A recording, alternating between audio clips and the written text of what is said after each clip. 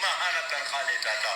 اس کی عدالت میں بھی خاتون گئی اور فریاد کی کہ میرا شوہر 8 سالوں سے غائب ہے, اگر جیل میں ہو تو مجھے ان سے ملا دے, اگر آپ لوگوں نے مارا ہو تو مجھے اس کی قبر دکھا دے, اس لیے کہ میرے بچے اب جوان ہو گئے اور مجھ سے مطالبہ کرتے ہیں کہ امی فلاں کا ابو ہے, فلاں کا ابو ہے, تو ہمارا ابو کون ہے؟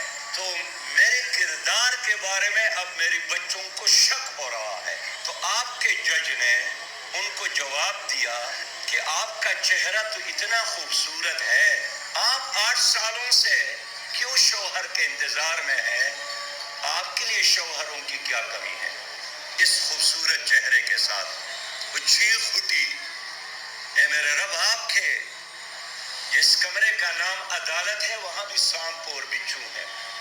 آپ کے سپریم کورٹ نے ایک فیصلہ دیا اور یہ 1962 سے چلا آ رہا تھا.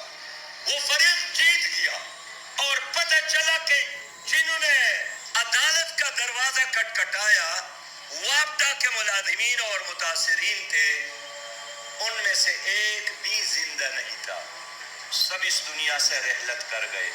آپ کی عدالتوں میں انصاف نہیں ہے. 21 لاکھ سے زیادہ مقدمات اب بھی اسی طرح ملتوی پڑے ہیں. ججز لوگوں کے چہروں کو دیکھ کر, ان کی منصب اور حیثیت اور سٹیٹس کو دیکھ کر فیصلے دیتے ہیں, حق اور باطل کی بنیاد پر نہیں. کوئی سیاسی لیڈر, کوئی فوجی جنرل, کوئی جج, کوئی بیوروکریٹ اگر بالکل لاوارث نہ ہو اس پر کوئی ہاتھ نہیں اٹھا سکتا ہے. آپ کے اس ملک میں اٹھا سکتا ہے؟ یہ جو قانون کی بات ہے یہ میرے لیے, یہ آپ کے لیے, غریبوں کے لیے, عام پاکستانیوں کے لیے ہے. اس ملک میں عدالتی نظام تباہ کیا گیا اور ہر سیاسی جماعت کو جب بھی موقع ملا ہے وہ یہی چاہتے ہیں کہ پارلیمنٹ ہو, الیکشن کمیشن ہو اور عدالت عظمیٰ ہو, ان کے اپنی جیب کی گڑی بنے, ان کے اپنے ہاتھ کے لاٹھی بنے, اس کے ہر حرف کو سچا اور حق تسلیم کرے. اور یہی وجہ ہے کہ آپ کے ملک میں عدالتوں کی کوئی عزت بھی نہیں رہی. اللہ جس طرح انسان کو کینسر سے محفوظ رکھنے کی دعا انسان مانگتا ہے, اسی طرح عدالتوں سے انسان ڈرتا ہے, اس لیے کہ آپ کی عدالتوں میں انصاف نہیں ہے. بسم اللہ الرحمن الرحیم. السلام علیکم. خواتین و حضرات, آپ نے باتیں سنی. یہ کوئی معمولی شخص نہیں ہے بلکہ امیر جماعت اسلامی جناب سراج الحق صاحب ہیں, جو کہ پاکستان کے قانون کو سمجھتے ہیں, ایک پڑھے لکھے شخص پارلیمنٹ کو سمجھتے ہیں, پاکستان کی بیوروکریسی جوڈیشری کس طرح کام کرتی ہے, ہمارا عدالتی سسٹم کس طرح چلتا ہے. یہ پڑھے لکھے شخص ہیں, یہ سمجھتے ہیں ان چیزوں کو, اور ان کے ریمارکس آپ نے سن لیے کہ پاکستان کا عدالتی سسٹم کس طریقے سے کام کر رہا ہے. اب آپ ایمان کے ساتھ آپ فیصلہ خود کیجئے کہ ایسے کرپٹ عدالتی سسٹم کے ساتھ جس میں کسی کو انصاف کی توقع ہی نہیں ہے, ایک عام آدمی جب اس پر ظلم ہوتا ہے تو اس کو اللہ کے بعد اگر بھروسہ ہوتا ہے تو اپنے ملک کی عدالتوں پر بھروسہ ہوتا ہے کہ عدالتیں ہیں وہ مجھے انصاف فراہم کریں گی. لیکن اگر اس شخص کو عدالتوں سے بھی توقع نہ رہے کہ عدالتیں میرے ساتھ انصاف کریں گی تو پھر وہ غریب آدمی کہاں جائے, وہ کس کا دروازہ کھٹکھٹائے. ان حالات میں پاکستان کا ترقی کرنا تو دور کی بات ہے, پاکستان کا وجود برقرار رہنا یہ بھی مشکل ہے, کیونکہ اللہ تعالیٰ کا قانون ہے, اللہ تعالیٰ کا نظام ہے, سسٹم ہے کہ ظلم کے ساتھ کوئی معاشرہ زیادہ دیر قائم نہیں رہ سکتا. آزادی کے لیے جب جدوجہد کی جا رہی تھی, آزادی پاکستان کے لیے بابائے قوم قائد اعظم محمد علی جناح رحمۃ اللہ علیہ کی قیادت میں برصغیر پاک و ہند کے مسلمان جب جدوجہد کر رہے تھے تو بہت سی مثالیں ہمیں ایسی ملتی ہیں کہ وہاں کے برصغیر پاک و ہند کے جو نواب تھے, جن کے پاس بڑی جائیداد تھی, وہ اپنا سارا کچھ چھوڑ کر وہ پاکستان میں آ گئے۔ لیاقت علی خان، دیگر کئی آدمی ایسے جو کہ وہاں پر نواب تھے اور خوشحال زندگی بسر کر سکتے تھے، لیکن انہوں نے ایک آزاد ملک میں آنے کو ترجیح دی۔ آنکھوں میں خواب سجائے لوگوں نے جب ہجرت کی تو بہت ظلم برداشت کیا لوگوں نے، ان کے پیارے ان کی آنکھوں کے سامنے قتل کر دیے گئے، عورتوں نے اپنی عزت گنوائی، اور بعض ہماری ماؤں بہنوں نے اپنی عزت بچانے کے لیے دریاؤں میں چھلانگیں لگا دی، کنووں میں چھلانگیں لگا دی، بچوں کو شہید کر دیا گیا، لوگ اپنا گھر بار مال متا سارا کچھ چھوڑ کر پاکستان میں آ گئے۔ وجہ صرف یہ تھی کہ ہم ایک آزاد ملک میں رہنا چاہتے ہیں۔ انگریزوں کی آزادی کے بعد ہم ہندوؤں کی غلامی میں نہیں جانا چاہتے، انگریزوں سے آزادی حاصل کرنے کے بعد ہم ہندوؤں کی غلامی میں نہیں زندگی بسر کرنا چاہتے، تو لوگ پاکستان میں آ گئے۔ لیکن یہاں مفاد پرست طبقہ، یہ اشرافیہ بدماشیہ، ان کا گٹھ جوڑ، اور ان لوگوں نے پاکستان کی کیا حالت کر دی۔ کرپٹ سیاستدان، کرپٹ ادارے، آج پاکستان میں غریب نے جو ترقی نہیں کی یا غریب کی جو حالت ہے اس کے ذمہ دار یہ کرپٹ عناصر ہیں، جنہوں نے اپنا سوچا، اپنی اولادوں کا سوچا، لیکن پاکستان کے غریب کا انہوں نے نہیں سوچا۔ آج دیکھیں ہمارے ملک میں ایک عام آدمی کی کیا زندگی ہے، اس کے پاس کتنے وسائل ہیں۔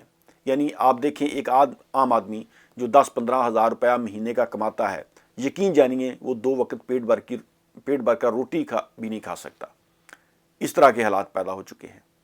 اس نے بجلی کا بل دینا ہے، گیس کا بل دینا ہے، گھر کا کرایہ، بچوں کی فیس، کپڑا، تو عام آدمی کی زندگی یقین جانیے بڑی مشکل ہے، اور اس کے ذمہ دار ہیں یہی کرپٹ مافیاز، جو کہ اس ملک میں جسٹس نہیں بنانا چاہتے۔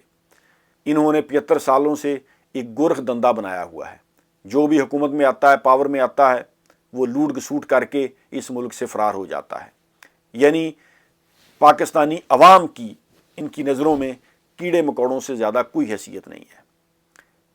یہ تھوڑا سا طبقہ ہے، چھوٹا طبقہ ہے، لیکن یہ قابض ہے پاکستان کے وسائل پر، پاور ان کے پاس ہے، اور عام لوگ جو ہیں وہ آواز نہیں اٹھاتے۔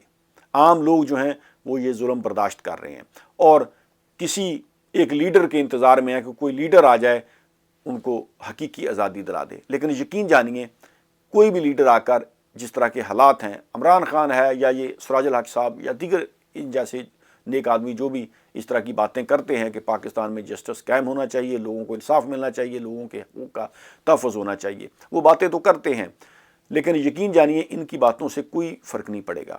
صرف ایک طریقہ ہے کہ پبلک کھڑی ہو جائے، عوام کی طاقت سے ہی اس ملک میں انقلاب آ سکتا ہے۔ حقیقی آزادی صرف عوام کی جدوجہد سے ہی آ سکتی ہے۔ اگر عام آدمی، دیکھیں پاکستان کا جو غریب طبقہ ہے نا وہ پس رہا ہے، وہ غریب پی ٹی آئی کا ہو، مسلم لیگ کا ہو، جماعت اسلامی کا ہو، پاکستان پیپلز پارٹی کا ہو، وہ کسی بھی سیاسی مذہبی جماعت سے ہو، وہ کسی بھی رنگ نسل زبان کا ہو، وہ کسی بھی علاقے سے ہو، سندھ سے ہو، پنجاب سے ہو، خیبر پختونخوا سے ہو، بلوچستان سے ہو، وہ کسی علاقے سے بھی ہو، کشمیر سے ہو، گلگت بلتستان سے ہو، مشرق مغرب شمال جنوب کسی بھی علاقے سے ہو، اینڈ آف دا ڈے غریب آدمی پس رہا ہے۔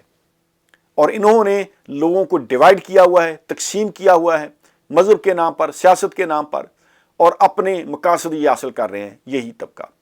ایک NRO مشرف نے دے دیا تھا، اور دوسرا یہ لوگ کہہ رہے ہیں کہ جنرل باجوہ نے دے دیا۔ ابھی دیکھیں ہمارا جسٹس سسٹم، دیکھیں کہ غریب آدمی سالوں سال جیلوں میں سڑتے رہتے ہیں، ان کو بیل نہیں ملتی۔ اور ایک ادھر دیکھیں کہ سلیمان شہباز پرائم منسٹر کا بیٹا، جس پر اربوں روپے کی منی لانڈرنگ کرپشن کے کیسز تھے، وہ پاکستان میں واپس آ چکا ہے۔ اب چند دنوں میں ان کو عدالتیں کلین چٹ دے دیں گی کہ یہ تو بے قصور تھا، جس طرح رانا ثناءاللہ کو دے دی گئی ہے۔ یہ ہے ہمارا عدالتی سسٹم۔ تو ان حالات میں پاکستان کا کیا فیوچر ہے؟ ان حالات میں ہمارے جو بچے ہیں ان کا کیا فیوچر ہے؟ ان کو ہم کیا میسج دے رہے ہیں کہ اگر آپ نے ڈاکہ مارنا ہے، چوری کرنی ہے، کرپشن کرنی ہے تو بڑے پیمانے پر کرو، سرکاری افسران بنو اور ملک کو لوٹو، دونوں ہاتھوں سے لوٹو۔ یہ ہم میسج دے رہے ہیں اپنے بچوں کو کہ جس ملک میں کرپشن لیگل ہو جائے، جس ملک میں عدالتی سسٹم ایسا ہو کہ ایک عام آدمی تو چوری کرے تو اس کو سزا آپ دیں، یا ایک عام آدمی کسی جھوٹے مقدمے میں بھی پھنس جائے تو اس کو کئی سال لگ جائیں اس مقدمے سے نکلنے کے لیے، اور دوسری طرف اربوں روپے کی کرپشن کے جو مجرم ہیں جو بھاگ گئے تھے ملک سے وہ واپس آ چکے ہیں اور ان کو کلین چٹ دینے کی کوشش کی جا رہی ہے. تو ایسے عدالتی سسٹم کے ساتھ ہمارا ملک ترقی نہیں کر سکتا، اور اس چیز کو صرف عوام کی طاقت روک سکتی ہے. دیکھیے عمران خان ہو یا سراج الحق یا اس جیسے اور کئی لیڈر جو کھل کر بات کر رہے ہیں کہ ہمارے سسٹم کو چینج ہونے کی ضرورت ہے، وہ اکیلے کچھ نہیں کر سکتے. ہاں اگر عوام کھڑی ہو جائے کہ ہم نے یہ ظلم یہ کرپشن برداشت نہیں کرنی، مافیا نے جتنا لوٹ لیا انف از انف، اب ہم مزید نہیں لوٹنے دیں گے، لوگ سوالات اٹھائیں، اس کے لیے قربانیاں دینی پڑے گی، پھر جا کر یہ چیز رک سکتی ہے. ورنہ یقین جانیے پاکستانیوں، پاکستان کا کوئی فیوچر نہیں ہے. بیوروکریسی، جوڈیشری، ہمارے ادارے اگر اسی طرح لوٹ گسوٹ کرتے رہے تو اینڈ آف دا ڈے ایک دن پاکستان کا وجود ختم ہو جائے گا. کیونکہ اللہ تعالیٰ نے کوئی وعدہ تو نہیں کیا ہم سے کہ قیامت تک جو ہے وہ پاکستان قائم رہے گا. اللہ کا قانون ہے کہ جو معاشرہ سلطنت عثمانیہ 3 بر اعظموں پر ختم ہو گئی، سلطنت بنو امیہ، بنو عباسیہ، خلافت عثمانیہ، مسلمانوں کی کتنی مغلوں کی حکومت، ایک زمانہ تھا کیا وہ نماز روزے نہیں کرتے تھے؟ بالکل کرتے تھے، حج زکوٰۃ سارا کچھ کرتے تھے، لیکن عدل و انصاف ختم ہوا تو ریاستیں ختم ہو گئی. تو یہ اللہ تعالیٰ نے کوئی وعدہ نہیں کیا ہوا ہم سے جو ہم کو ایک چورن بیچا جاتا ہے کہ جی پاکستان قیامت تک قائم رہے گا. اللہ کرے قائم رہے، یہ ہماری خواہش ہے، لیکن جس طرح کا ظلم ہو رہا ہے اس طریقے سے اس کا وجود برقرار نہیں رہے گا. یہ حقیقت ہے، کیونکہ اللہ کا قانون کسی کے لیے چینج نہیں ہوتا.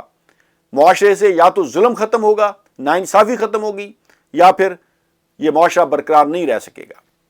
تو اس کو صرف روک سکتی ہے عوام کی طاقت، کہ پاکستانی قوم میں اتنا شعور آ جائے کہ وہ اس ظلم اور ناانصافی کے خلاف کھڑے ہو جائیں. کہ ایک عام آدمی وہ کسی معمولی جرم میں پکڑا جائے تو اس کو کئی سال لگ جائیں، اس کا گھر بار بک جائے عدالت کی فیسوں، وکیلوں کی فیسوں میں، اور دوسری طرف اربوں روپے کی کرپٹ مجرمان ان کو ضمانتیں مل جائیں، ان کو NRO دے دیا جائے کہ آپ پھر سے لوٹ گسوٹ شروع کر دیں. تو اس طریقے سے ہمارا ملک آگے کبھی بھی نہیں جا سکتا. اس کے لیے پوری پاکستانی عوام کو کھڑا ہونا پڑے گا اپنے حقوق کے تحفظ کے لیے. بہت بہت شکریہ. اللہ حافظ.